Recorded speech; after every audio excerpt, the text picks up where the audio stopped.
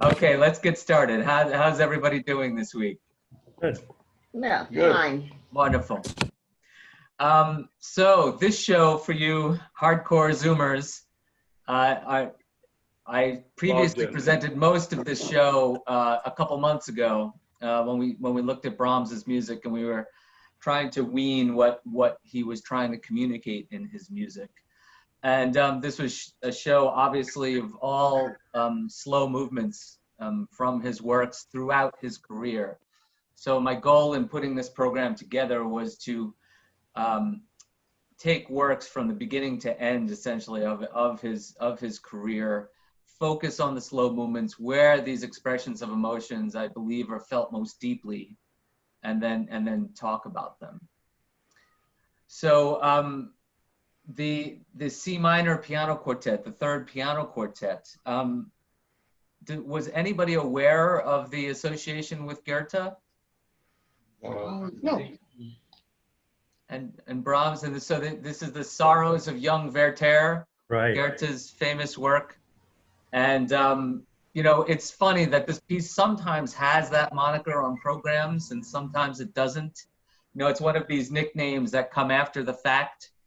And but there is writings of Brahms referring to his woes about how he associated himself with Werther, about being in love with another man's wife. Speaking of Clara Schumann. Funny, we just heard the opera recently, Massenet's opera, Yes. and they're mood-wise, they're very similar. I mean, obviously one is far more big and dramatic than the other, but mood-wise, they're very similar. When did Brahms write the quartet? Opus 60.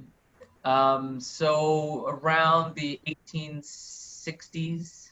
Before Massenet. Yes, So, I believe so. yeah, I believe but- so. Yeah, that opera, the Massenet Werther, I mean, it's almost like it's too much. That he's just so. It's big. It's very big. It's so over the top about this young man who is so, you know, sorrowful. Yeah, yeah, It's a lot, yeah. it's a lot to get through. Yes, and some productions are even more over the top than others. No. There was a New York City opera production that wasn't, and I appreciated that far more than any Met productions. But Yeah, the Met production, was that Kaufman? terrible, awful, Yeah. awful.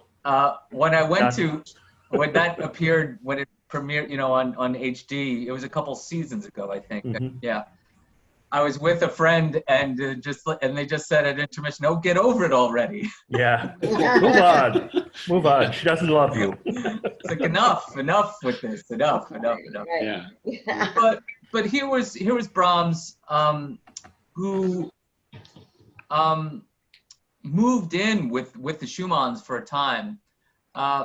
Schumann was a great champion of Brahms as a young man in his music, and in his magazine, in his New Music magazine, touted him as the next genius. Brahms as a very young man. And so Brahms moved in, and you know, and Schumann started having his episodes. Again, I believe the Schumanns were married in 1840, and I think he had an episode in 1844. And it wasn't his first in his life. He had one as a younger man, and from that point, he deteriorated from there. And over this time, you know, the Schumanns had 8 children, but one of them passed away at 1 year old. So here was Clara Schumann with 7 kids and supporting the family by touring and going all over the place and everything. And Brahms actually was very helpful to Clara during this time. And they grew very, very close. And it's very interesting. And down the road, after Schumann passes away in 1856 in the asylum, they remained close, and there was a chance at which they would get together, and then Brahms took off. Brahms didn't go there. He's a very, very complicated guy, very complicated. I have a quote. Maybe this is the time for the quote, and I'll play the clip a little bit later. But so this is Clara writing to the writer and poet Max Kellbach in 1880 about Brahms. And this is Clara, who arguably was the one woman after Brahms's mother that he was most close to in his life. And here's what Clara had to say to Kalbeck. Would you believe that Johannes never spoke of what occupied his mind, though for a long time we were intimate friends? He is still an enigma to me. I should almost say that he is estranged to me now, as he was 25 years ago. So here's Clara, he was an enigma to her. Never really sharing his feelings, and just was very, very private and very, very close to the vest. But then you have his music, and you hear this tune, and you hear that what's inside of Brahms and what he's capable of in the human realm, let's say, with women. I mean, he's obviously expressing love and sorrow and all of these things very deeply, but he just couldn't do it. He couldn't do it in person. In person. But the music is profound beyond belief. Oh, it couldn't be more profound. You would never get to the bottom of it. Yeah, yeah. I have another quote from Brahms, and it's just a random thing, but it speaks to this. It says, I always celebrate festive occasions in a solitary way, quite alone and with a few dear ones, in my room and very quietly. But these few are dead and far away. This is later in his life. How happy I am when I realize with my whole being how love rules the human breast. That he wanted it felt within himself. And he would share snippets of it throughout his life with several women that he would be interested in and have a flirtation with. But it never seems to go beyond a flirtation, and that's kind of a superficial thing. Absolutely. And I spoke at the top of the show, and Dan, who just joined us, mentioned about the story of Brahms playing in the brothels as a young man, and it really messed him up. And he actually would prefer the company of prostitutes throughout his life, and not having a relationship with women. Company of prostitutes. No. But to just have one night stands and that kind of thing. And that he said that he would never sully a good woman. Like that he was almost not good enough for women. And wow. he was a guy, I mean, in my email, you see the young picture of Brahms. When we see Brahms, he's this old man. Stunning. With big bushy beard, but he was quite an attractive young man. Yeah. But he had an extraordinarily screechy high voice. And some thought that he was a little effeminate looking with his long hair and with his voice, which is, crazy, because he was a good looking man. Yeah. And then over the years, and that beard, I read a funny story recently that he couldn't grow facial hair as a young man. And it took him until he was 45 years old when he had that full beard. Oh, yeah. Mm-hmm. Yeah, in that picture, he has no beard at all. You can't, there's no shadow or anything. Yeah, yeah. Mm-hmm. So it's very interesting. Are there any definitive biographies?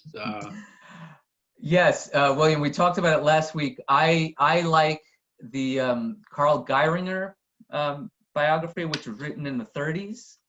And then the Jan Swafford biography, which was written about, I'd say, 15 years ago. Mm-hmm. Both good biographies. I especially like the Geiringer biography. Thanks. So then we have the horn trio, and as with the last show, I mean, I can speak for hours on the horn trio, but this was the piece everyone knows about the Requiem, and that he composed the Requiem after his mother's death. And this is the piece that accompanied it. And you just see in that he uses that the tempo marking mesto, adagio mesto, and it's the only time in his career that he ever uses that tempo marking in the slow movement. And you just hear this just pure sadness, just supreme sadness and loss. And then with the large swell, that climax toward the end of that movement, it's really, I mean, I'm a horn player and I'm biased on it, I know, but it's truly one of the great emotional outpourings in a climax in all of his works. In all of his works, I think. It's utterly fantastic. And I thought the performance that you know, Radovan Vlahovic is one of the great horn players in the world, and it was just a really wonderful performance. So, you know, instead of touching on all the pieces and everything like that, before I go into the few women that he did associate himself with in his life, did anybody have any impressions on the music tonight? In particular?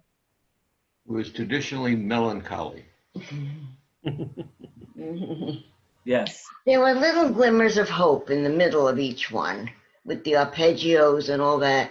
And then he resolves the whole thing into his sadness again.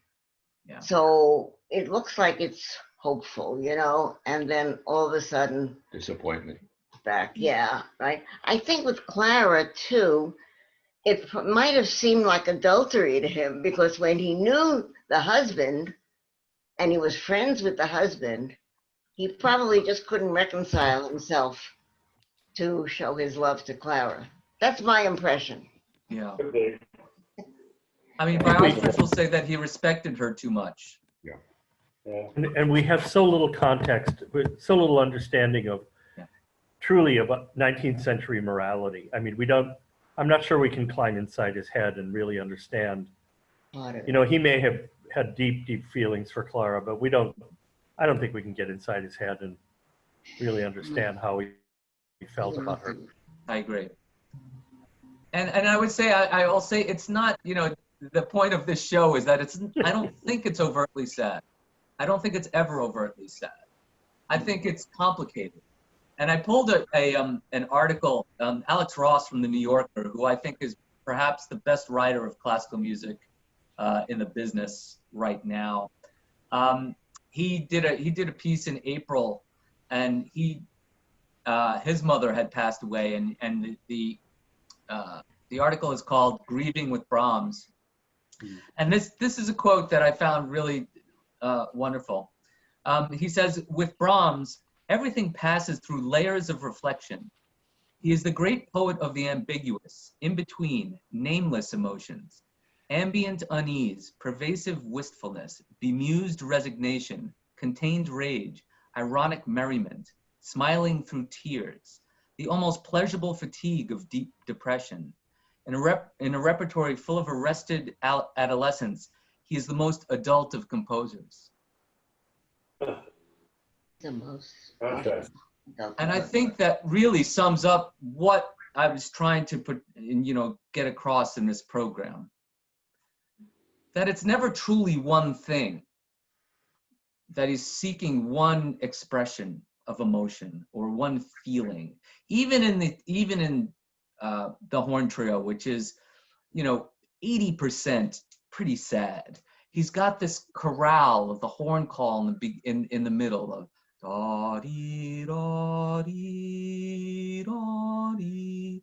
It's this sort of serenity and acceptance of this that's there. It's truly this is why we spend so much time on Brahms.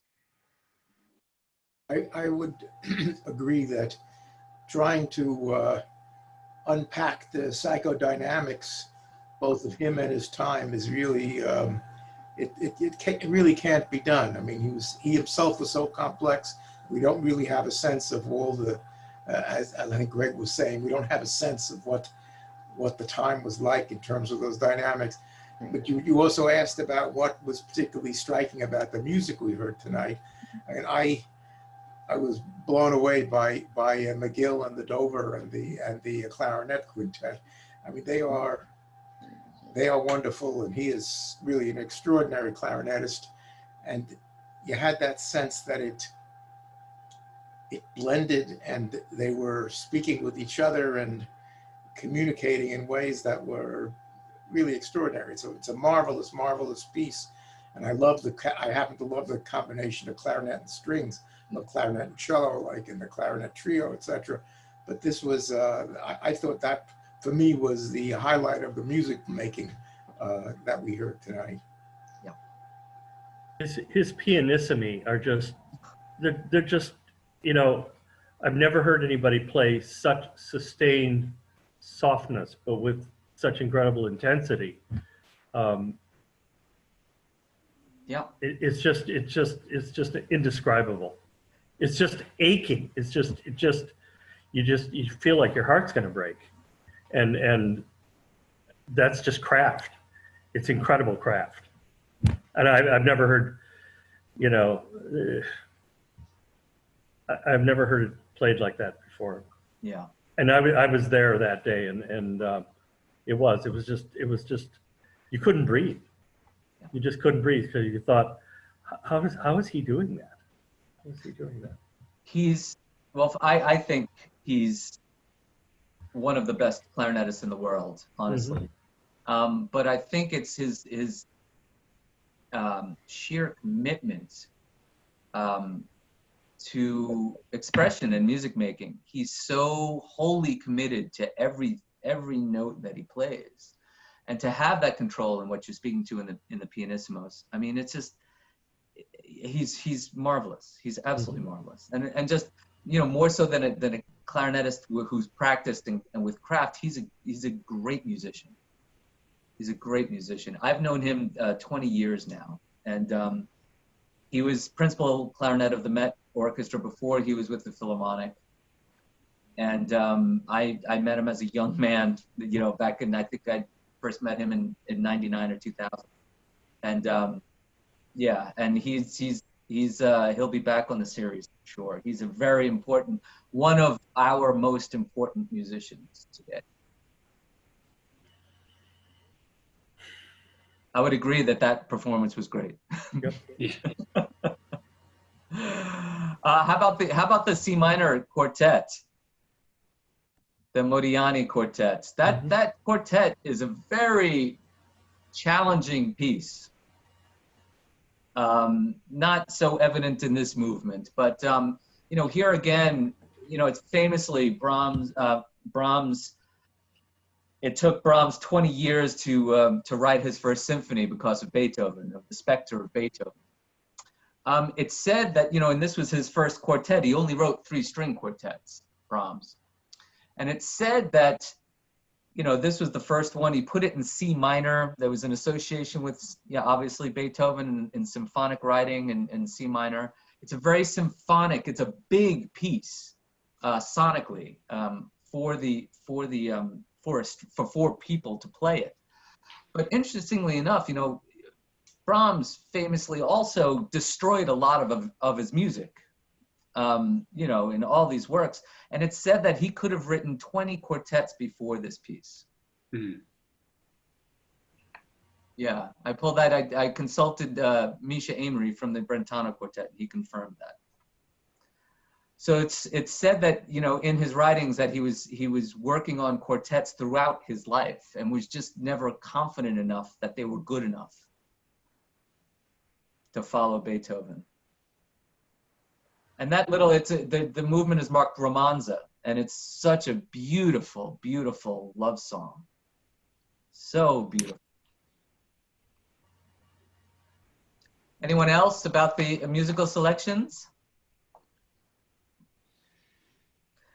Well, I was going to tie in my quote with from Clara de Max Kalbeck with a song that he provided the text to. So let me this. So this is a song called Nachtwandler, or Sleepwalker. And it's Opus 86, number 3, and it's the text is Max Kalbeck. And this is a performance of Simon Keenlyside and Malcolm Martineau from December 5th, 2018. And let me read you some of the text here. Do not disturb the gentle slumber of one who dreams softly unfold. Leave him to his sweet grief, to his painful longing. Though cares and dangers threaten, none of them will frighten him, unless you with harsh words rouse him from his happy sleep. Silently immersed in his dream, he passes over deep abysses, as though drunk with the full moon's light. Woe to the lips that would call him. So that's the text of this song. So here's Nachtwandler with Simon Keenlyside and Malcolm Martineau, about 4 minutes long.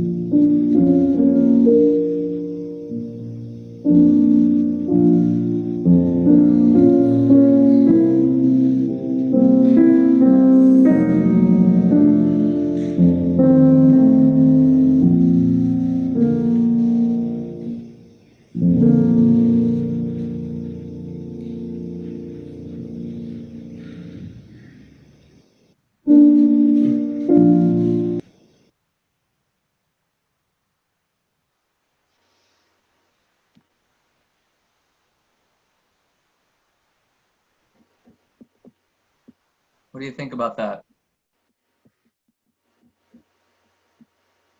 It has the same feeling. I can see why you chose it. It has the same feeling that the other music had. He makes use of declining notation to indicate sorrow. It happens several times in that piece. Was there something interesting in the harmony? Just raising a question.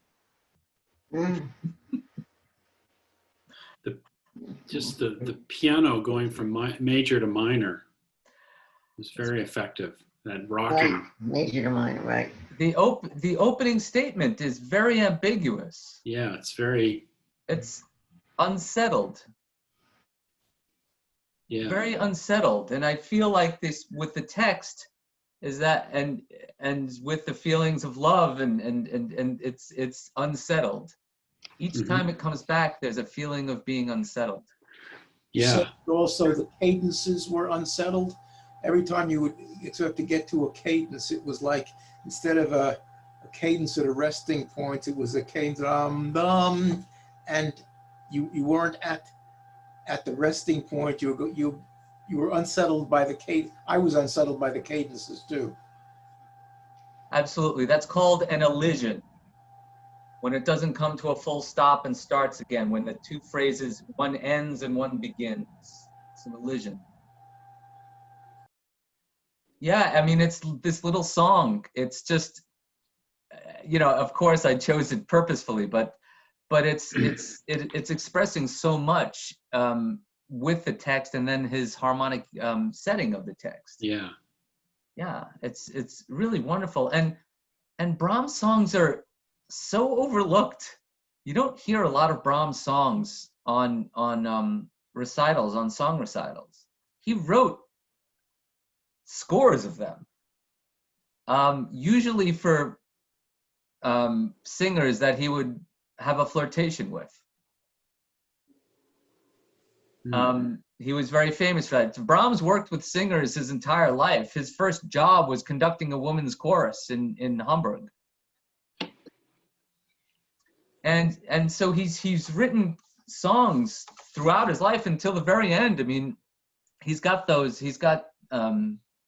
their organ pieces, his final works, like two late canons. But he wrote the serious songs. Do we know that? The serious songs of Brahms? The serious songs? Yes.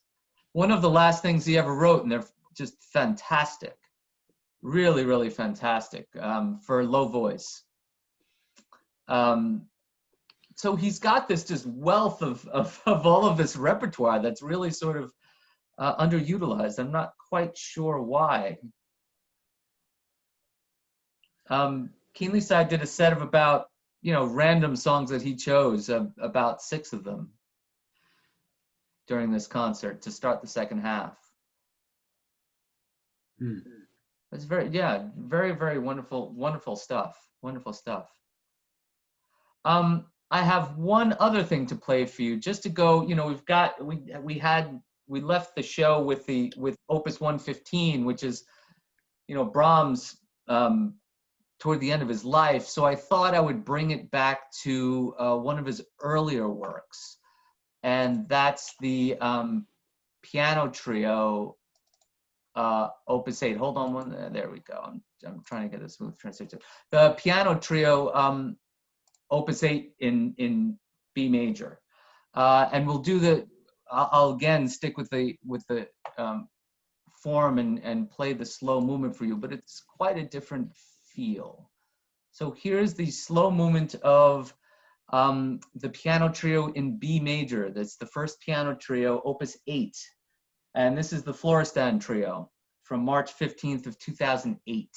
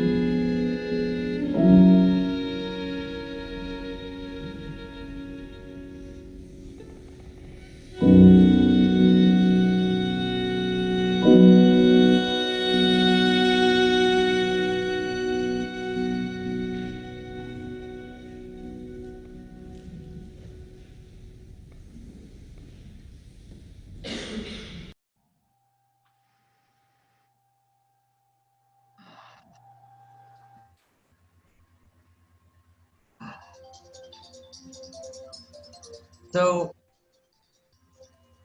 this one is a little bit more, even more complicated. What do you think? What do you think is going on here? I don't have an answer. But what's the impression that you get from this movie? The constant And from interplay of major despondent and to minor. despair. Sorry, David, go ahead. I was going to say the constant interplay of major and minor. It's almost like a constant flirtation between the two, and it's very, very skillfully done, and almost effortless. I also like Susan Tom's playing. She's really a great pianist, and a great ensemble pianist particularly. You liked her playing last time too. Yeah. Mhm. No, she's wonderful. I'm sorry, Harvey, you were saying? As he went from despondent to despair, it almost sounds pre-suicidal. Oh boy. I don't know But about that. at the end, he seems to see the light at the end of the tunnel. But it's got a very wonderful stately quality to it. It's very restrained, and it's got a beautiful structure to it. I thought it was gorgeous. Yeah, he messes with the form. I mean, it's a typical ABA form, but not really. When the tune comes, when the opening material comes back, he embellishes it with a triple meter in the piano. So he's got 2 against 3, and I've spoken about this before, where it provides a sort of floating feeling to the music. But it seems like the second A section sort of mixes A and B together in its material. But that's not really what I'm speaking about. I mean, that's very technical. I think emotionally, I feel that, there's not much happening in the beginning of this piece, in this movement. It's just chords. Mm-hmm. And there's a solemnity to it Mm-hmm. that I hear. Sad, Mood. Yeah. but not, sad, not over the top sad.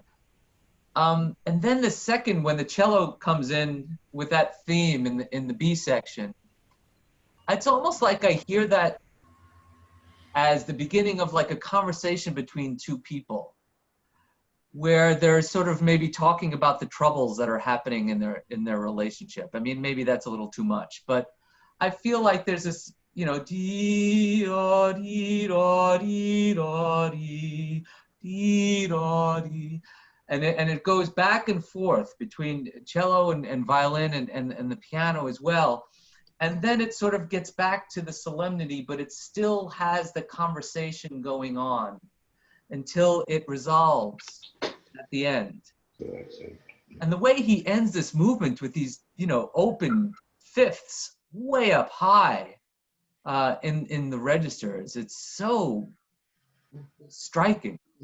Because I think what David was speaking to, the ambiguity of the ambiguity of the tonal center of this movement is there. I mean, he's messing with it over and over again, and then finally resolves in that high register. It's really something. Also, that motif that he uses over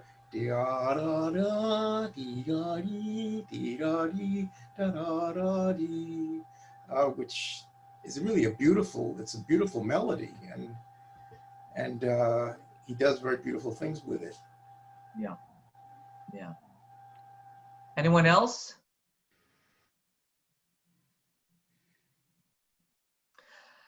So again, spending even 2 weeks on Brahms, it's just scratching the surface. Yeah. Really scratching the surface on Brahms.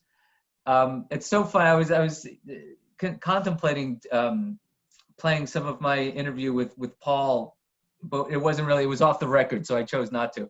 But we were talking. Paul talked about his craft and the amazing craft and how he just really finally shapes these into these jewels, but you don't see the craft. And I was talking to him. It's very funny that everyone knows the Brahms Fourth Symphony, and the last movement of the Fourth Symphony. Does anybody know what the form is? The structural form of the last movement of the Fourth Symphony? One symphony is one. Passacaglia. Oh, Brian, you messed it up. Yes, it is a passacaglia. But I never knew it was I didn't realize it was a passacaglia until much later in my life. I thought it was a straight theme and variation.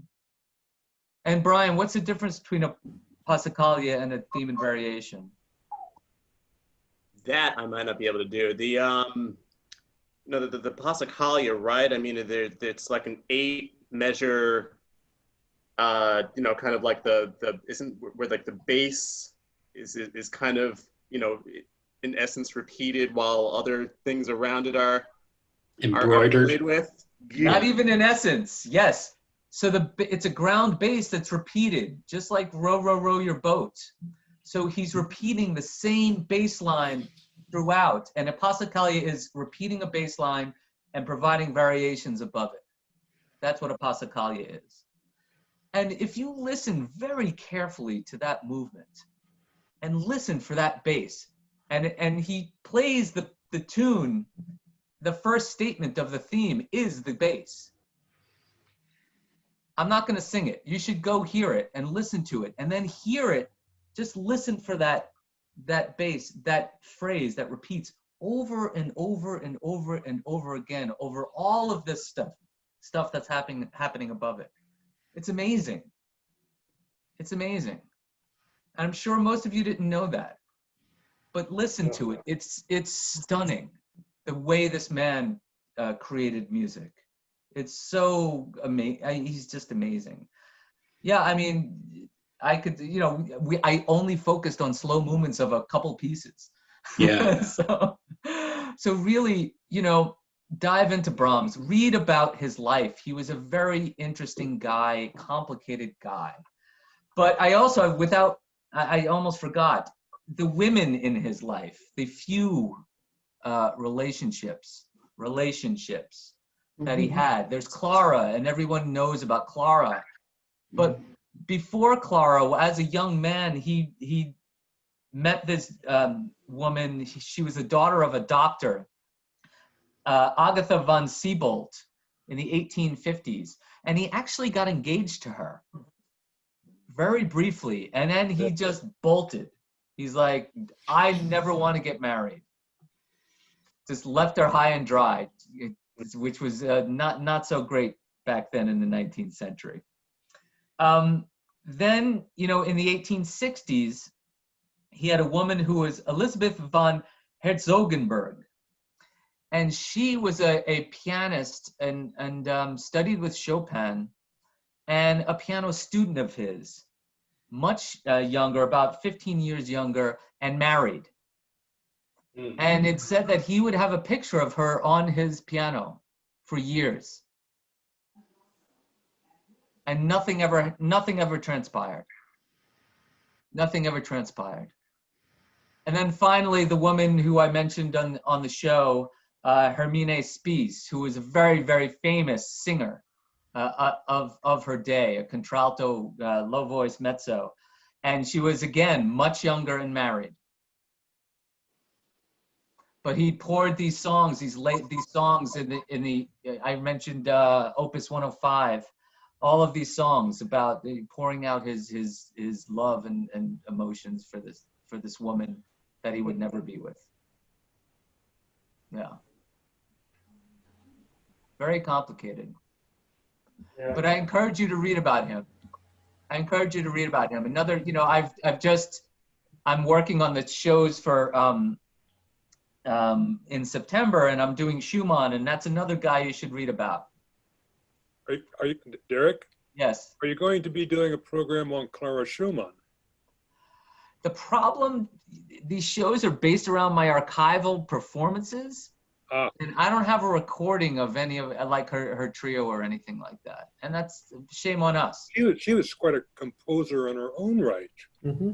Well, she was first of all, a very famous pianist of her day. She was one of the great pianists of her day and toured extensively throughout her life up until I think the 1870s. She had a piano concerto. I have a copy of it. I think she composed it when she was quite young. Yes. I'm a teenage. Is that right? No, she did compose a little bit. I'm not sure how late into her life she composed, but the piano trio was done quite a bit. And the ASO did her piano concerto last year, I think. Yeah, yeah. But people always think, when you think of Robert Schumann, like, oh, this guy, he was a great pianist and he was the star of the relationship. Not by any stretch of the imagination. Clara was the star. Clara was a prodigy pianist, and I think she made her debut at the age of 9 at the Gewandhaus in Leipzig. Yeah. She's an amazing woman, and Brahms always sent her his music to get her impression of it. Mm. Famously, in the piano quintet, he had sent her. It was originally written for 2 pianos, and she said, "You know, this would work better in strings." And he did, and it's available. I think it was still published for 2 pianos, but he premiered it as a piano quintet. She was a wonderful sounding board throughout his life. And last week we mentioned that in the first intermezzo of the Opus 119, where she gave him the confidence to go for, you know, using all those dissonances, which he was not used to using in his music. So, formidable woman. Mm. Any other thoughts for tonight?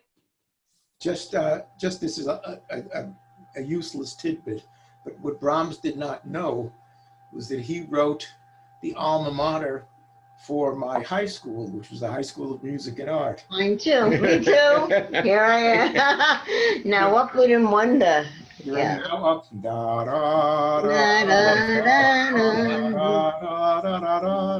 You remember the words too, Sheila, huh? First Symphony, 4th movement. That's from the Yes. which symphony? Yeah. 3rd symphony? Loved it. First. First symphony, when it goes Da, to da, da, da, da. That's the one. Great. Yeah. Keeps you waiting for a long time until that theme emerges in the Right. music, and then it kind of bursts Yeah. forth. Yeah. Well, I'm glad that Brahms could do that for you. He did that for us. Yeah. Funny he went through Yeah. that. Anything else? Amazing. Right. Well, thank you. Thanks, Thank you everybody. so much, Thank Derek. you. No, Thanks, thank you Derek. very much. And next week, Claude Debussy. Okay. Very good. So wonderful. So have a good night, everybody. We'll see you next week. Two. Right. Thank you. Good night. Bye. Bye, everyone. Yeah. Bye-bye. Bye.